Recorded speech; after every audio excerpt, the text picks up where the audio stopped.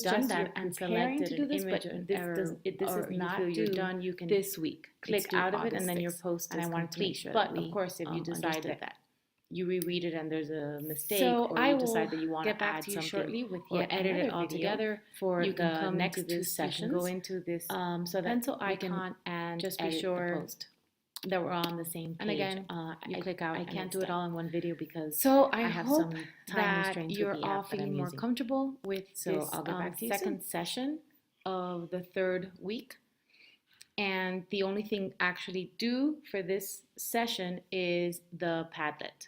So I think it's a shorter section since I'm having you work on your videos.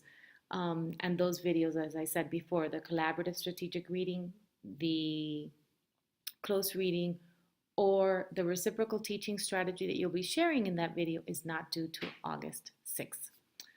So again, thank you for listening to me, and I will send yet another video on that explains what you have to do for the reciprocal teaching, collaborative strategic reading, or close reading share out.